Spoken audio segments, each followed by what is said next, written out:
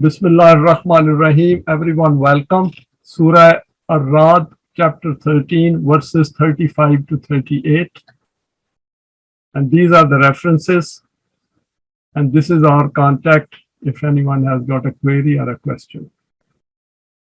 Recap so far. The state of a nation does not change. Inna Allaha la yughayyiru ma bi qawmin hatta yughayyiru ma bi anfusihim. If you remember, we went through this verse in detail, and what Quran says is that until that nation, nothing changes until that nation changes what is in its psyche. We should use this as a criterion to judge a nation and its present condition in the world. Next is what is good for mankind remains on earth. The Quran says, وَأَمَّا مَا يَنْفَعُ النَّاسَ فَيَمْكُثُ فِي الْأَرْضِ. If people wish to change the state which they are in, then they need to strive hard to bring out what is good for them. Because unless we make an effort, nothing changes in this world. So the world which we have is the sum total of our efforts in the last many centuries. The law of requital functions 24/7 and does not spare any human being. We have gone through it in detail, so the Quran re-emphasizes this aspect again and again. Those who decide to opt for batil will not be able to withstand haqq if those who are following haqq are resolute in following the path of Allah. The Quran says, وَمَا دُعَاءُ الْكَافِرِينَ إِلَّا فِي ضَلَالٍ.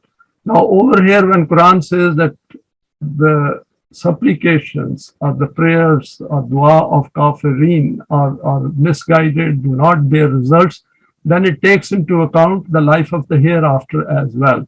And those benefits, it takes into account those benefits which are associated with the development of the self as well. So these things should be kept in mind, otherwise one can become a bit misguided that kafirin, for example, in today's world, human intellect is dominating. So one can say that their supplications, inverted commas, are getting granted. When we come to the Quran, we make an unwritten binding covenant through ourselves with Allah. And Quran says, Allazina yufuna bi ahdillahi wa la yanquzuna al-mithaq. Accepting Iman is the first step on this eternal commitment to the cause of Allah in this world. Over here, a question can come in our mind that can this covenant with Allah be in writing as well, just like an oath? Yes, under the system of deen, the system can decide, and the Momineen over there who are at the top, who run the system, can decide that if we also require some kind of a written agreement with Momineen, because a written agreement makes it a bit more formal. There is a continuous tussle which goes on in the human world between haqq and batil, and we see it continuously in our life. It is simply unavoidable and is part of the system of the human self's development. So the important thing over here is that even if batil is in majority, even if 99% of the world is on batil at some point in time, that 1% who are on haqq are the ones who are following truth. So it is not the majority which counts, it's the value itself counts. So the Quran is haqq. So Quran, even if nobody follows it, it stays haqq. So that is the point which we should keep it in mind, and this is some aspect to which Quran repeatedly draws our attention. The guidance of the Quran only becomes available to those who seek it.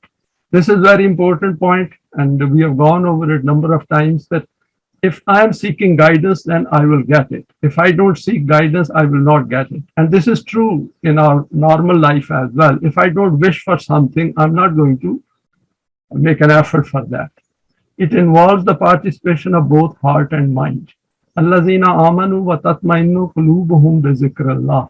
The Quran very clearly says, and we should keep it in mind, Allazina amanu, it is a collective tense. The Momineen, Momineen are addressed. This is addressed to the system, that if you follow Allah's zikr, which is essentially zikrukum, that is, it is our zikr, the human zikr, it is a guidance for us, then you will attain this state of tatmainnu qulubuhum. The Quran helps human beings to achieve a higher stature in this life and to create a world free from fear and grief. So that is the bottom line. We should keep it in mind that Quran says that human world run by human beings and their intellect without the guidance of the Quran will always create fear and grief, khawf and huzn. So if we want a world which is free from fear and huzn, then we have to come to the Quran. This contentment is based on collective effort of Momineen towards establishing the system of deen. Those who look for miracles that believe in these are not using the rational and reasoning side of their intellect. If you remember, we went over it in slightly more detail that when we look for miracles, we are essentially looking for shortcuts in life. And there is no shortcut in life because whole life is based on our deeds. And whatever we do, that is bound to produce some kind of an effect, some kind of a result. So miracles means that we are looking for some kind of an event which can subjugate, which can constrain our intellect. Whereas intellect is the one which should not be constrained so that it can make best use of its own intellect or its own intelligence. So this is important that we must not look for miracles. This is human world and human beings can change it. The Quran is about using intellect and reasoning to resolve those issues which are created by unguided human intellect in the world. So Quran repeatedly asks us to develop our intellect and reasoning. In fact, we can say that Quran is the book to develop our intellect and reasoning beyond those levels where human intellect alone can reach. Now let us look at the first verse of today's presentation, 1334. Jannat is a metaphorical representation. Quran says, Matalul Jannatillati void al muttaquna tajri min tahtiha al-anharu ukuluha daimun wa dilluha. Tilka uqbal lazina taqaw wa uqbal kafirin nar. Contrary to this, there will be a life of Jannat for those who tread on the righteous path. The example of this Jannat can be understood as follows. So the important point over here is matalu, that it is being presented as an example, as a metaphor. There is a garden in which streams of water are flowing, because of which it remains green and fresh. Its fruits are not seasonal, they are perpetual, and its convenience is eternal. This will be the pattern of life for those who, avoiding the evil path, take care of the laws of Allah. In contrast to that, for those people who reject these laws, their end will be ruin and destruction. Further elaboration of 1335. First one is abstract realities can only be presented figuratively. Every reality about the life of the hereafter is metaphysical. Hence, the Quran has described it metaphorically. These realities should not be considered as physical and visible. So if we are talking of Jannat of this life, then of course this will be physical. But if we are talking of Jannat, which Quran has explained in terms of the hereafter, then it has to be taken metaphorically.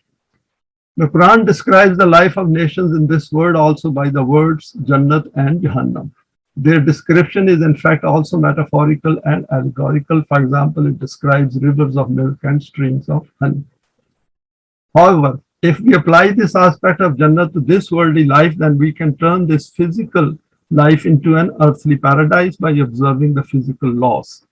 We witness in the world that wherever we plan and make efforts, we can turn even deserts into orchards and gardens with all kinds of trees, plants, shrubs, flowers, fruits, etc. In this world, in this life, because it is through human intellect and hands we change the face of the earth. So if we say that Jannat of this life, then we will mean through the physical laws. Through study and research, human intellect and endeavors have added far more varieties to what Adam found on the face of the earth initially.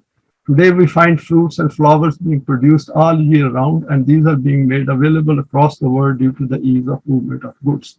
So these are the things which should draw our attention, because this is physical. Of course, we look at it from intellectual point of view. It is our intellect which plans and executes it.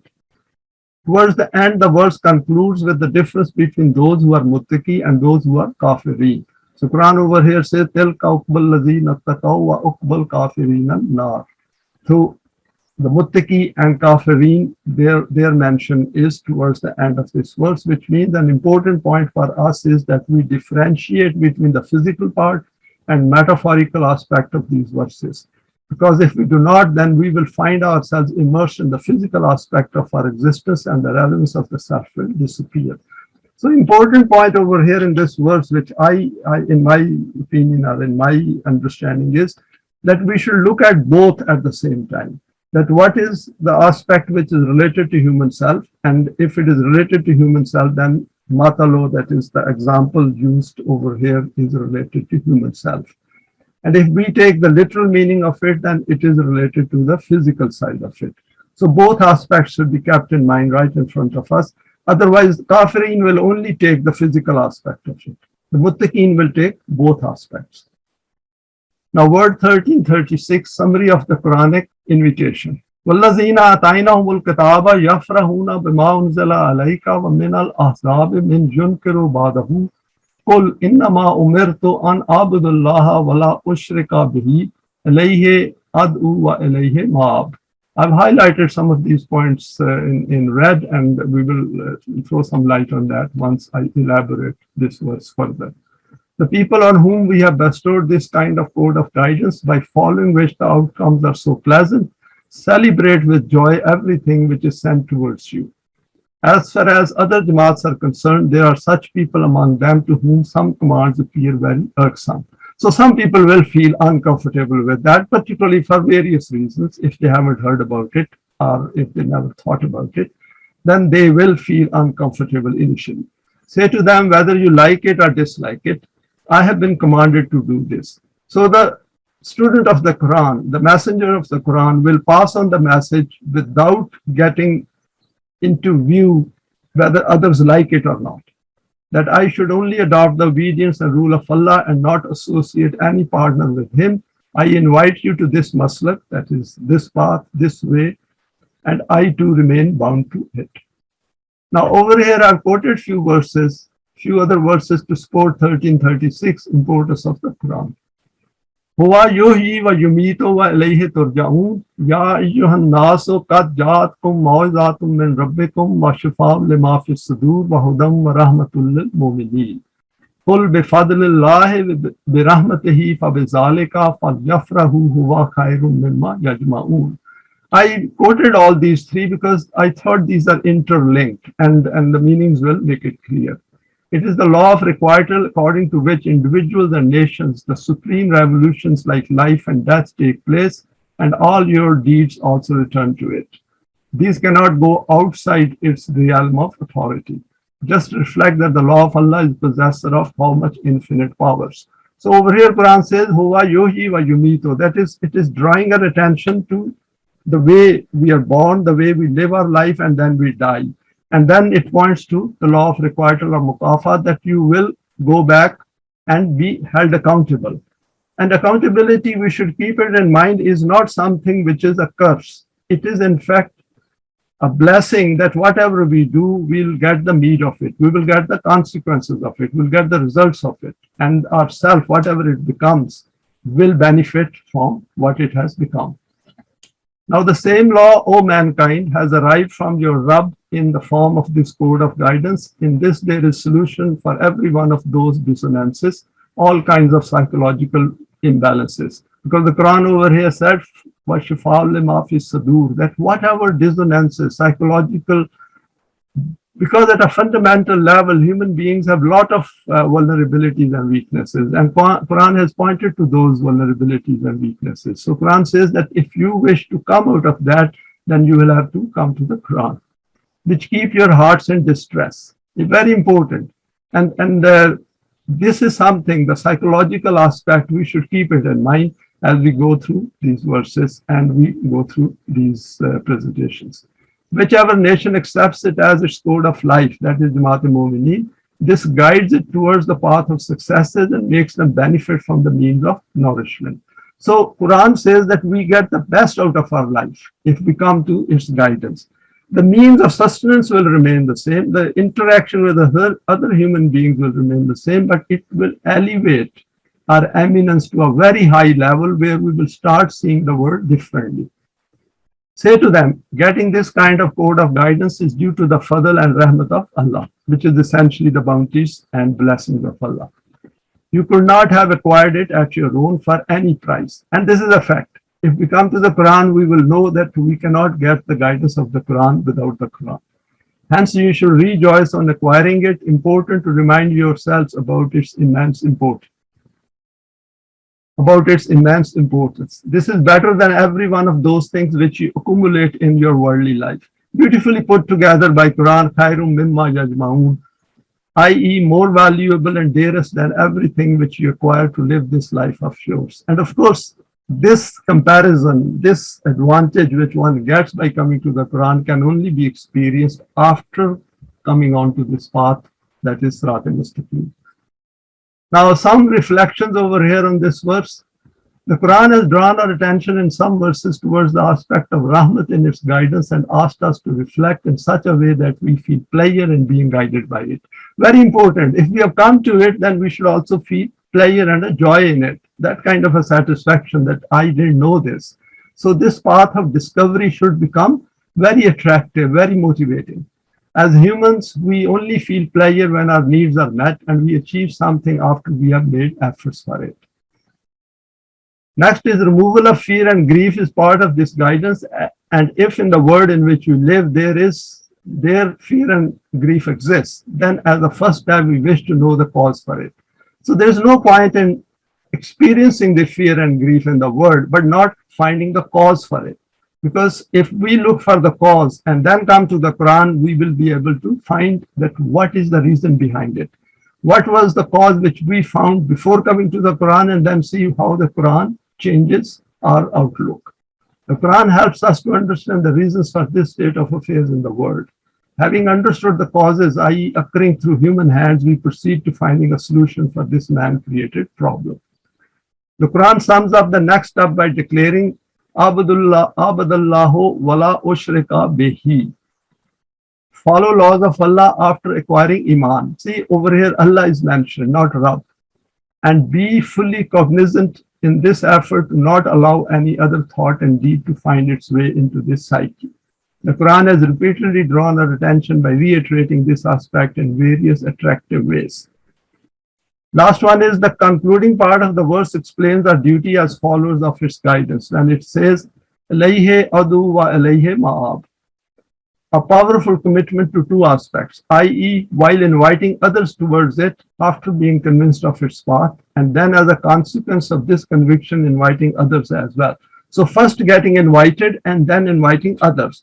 Because once we get invited, we get the benefits of the Quran. Then when we got the benefits and we share it with others, then of course our self further develops. Why invite others? Because it is about coming together so that we gain strength and implement a change in the human world. Because as Quran says that if inner psyche changes, then our outer world changes as well. 1337, well-explained code of laws. وَكَذَلِكَ أَنزَلْنَهُ حُكْمًا عَرْبِيًّا وَلَا إِنَّ اتَّبَعْتَ أَهْوَاهُمْ بَعْدَ مَا جَاءَكَ مِنَ الْعِلْمِ مَا لَكَ مِنَ اللَّهِ مِنْ وَلِيٍّ وَلَا وَاقٍ. And it is for this very purpose that we have sent down this code of laws in such a clear manner. So Arabian over here is not just the Arabic language, but it is in a clear manner, in a very comprehensive manner, in something which will increase the length and breadth of your consciousness. O addressee, if even after finding this knowledge and truth, you obey the ideas of these misguided people, then let it be understood that before the law of Allah, you can have no friend and helper, nor can anyone save you from its grip. Now, further reflections on this verse, the Quran is well explained and complete in all respects. When it says Hukman Arabiyan, it sums it up and helps the human intellect to grow and expand as we keep making efforts to understand it as a system. The questions which arise in our minds become answered if we persevere and remain attached to its value system. Because we gradually go through our life, evolve, and our understanding keeps building up. So we should go through this path with patience and resolutely and not give it up.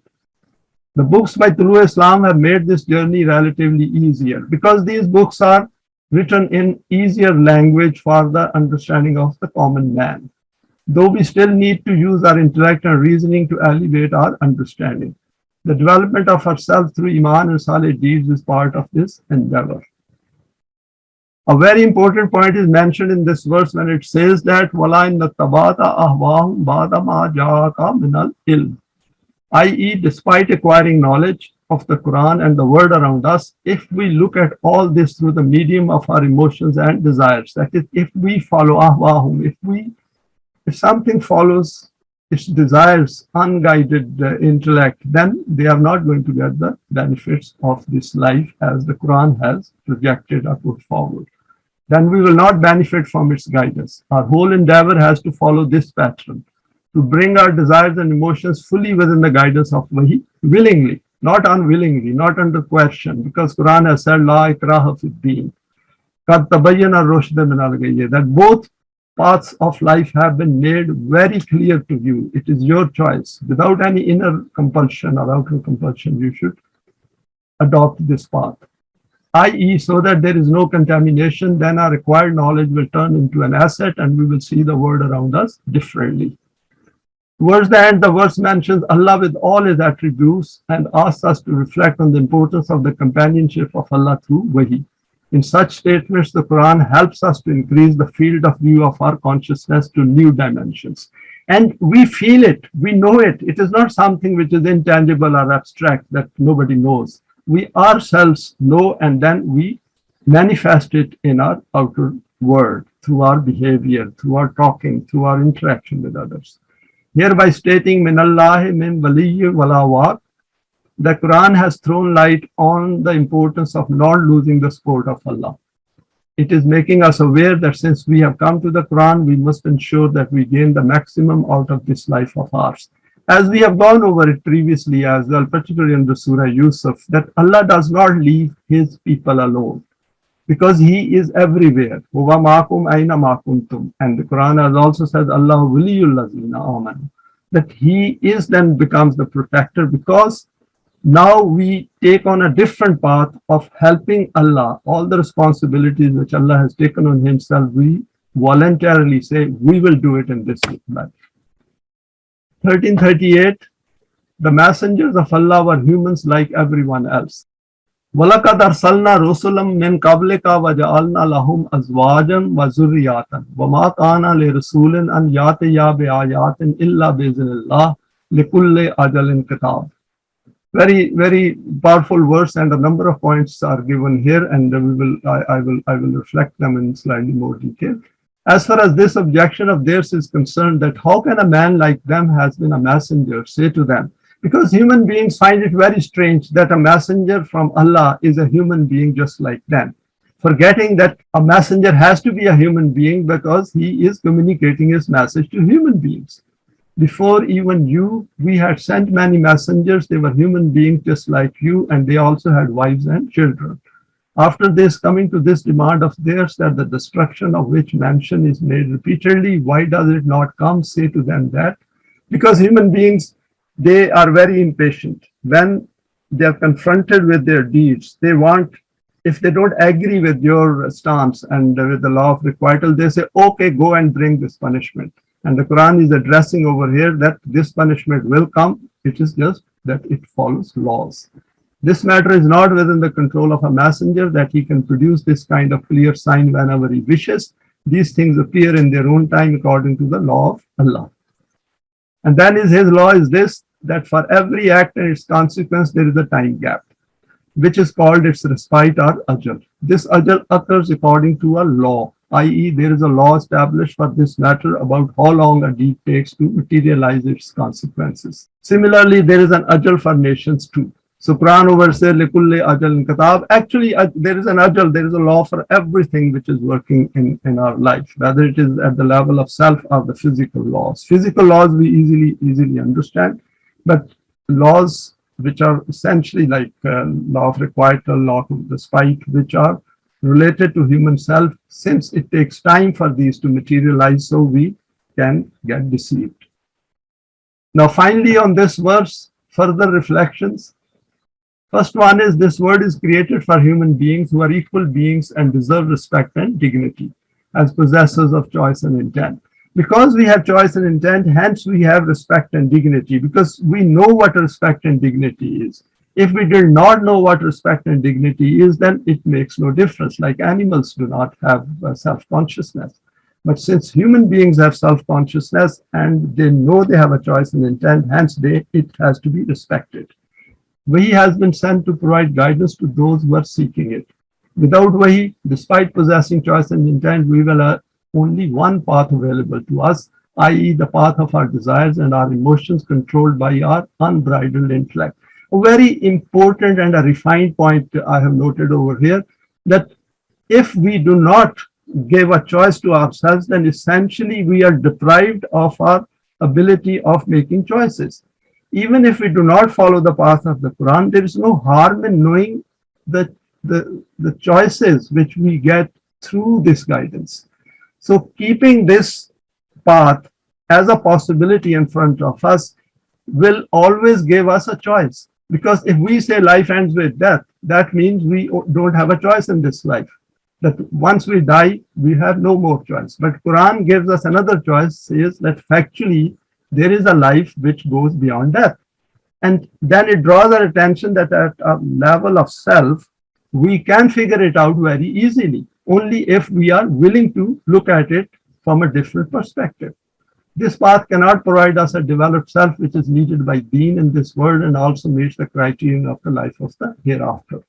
So if we reject this path of guidance presented by the Quran, then essentially we are denying that side of the development of ourselves and its benefits, which are important for us to eliminate the problems in this life and understand the system of deen, and also which takes ourselves on to the next evolution of life, that is in the life of the hereafter. The medium of messengers has been used to convey the Wahi of Allah in every era, and all of them had to be human beings. Because if there are human beings on earth and the messengers are not human beings, then how can they serve as model to us? So that is the thing which we should look at it. And that is why it is important that we should not give a higher status than a human being to messengers, because then we will not be able to follow them, because subconsciously we will have that we cannot do what they could do. As the guidance was meant for human beings, it is that simple. These messengers accepted the guidance of Wahi themselves first, like we have accepted, each one of us has accepted this Wahi first, and then shared its understanding with their fellow men of that era. And we also, through our understanding, are sharing with others. Those who responded to Allah's guidance benefited and were able to improve their society for the better. Since these messengers were human beings, they explained to everyone that the law of mukafat does not follow their desires. Because the law of mukafat is beyond our reach. It is operating through our deeds. It doesn't follow our desires. Whatever we do, that has consequences for ourselves and for others as well. So the society as a whole needs to understand it. And this is what the messengers conveyed to them, that law of mukafat, under the law of mukafat, I will also suffer if I go against it. It follows its own defined path which depends on human deeds. Therefore, not to expect any absurd miracles from them. There is no miracle over here. It's the path which can be understood through rational thinking and reasoning. The whole point is to use the rational side of our intellect and get benefit from the Wahi of Allah. Since everything in the universe and human life follows laws, we can easily understand how the issues in our life function. By concluding the verse by saying, لِكُلِّ أَجَلٍ كِتَابٍ. So if we do not understand something in this world, in our life, in our inner psyche, we need to go back to the Quran and read it again and again, and we will find the answer. Of course, we should also get the knowledge of psychology and other sciences which human beings have developed, because those are the product of human intellect, and that gives us access to how the human intellect functions without the guidance of Allah. The Quran leaves no doubt in our mind regarding the importance of finding out about the laws and values working in our life. This also means to not only seek these, but to compare them with those which man-devised systems follow, so that we can know and compare the consequences of following these two different paths of life. And thank you for sharing this. Thanks for your time and joining us in sharing this presentation.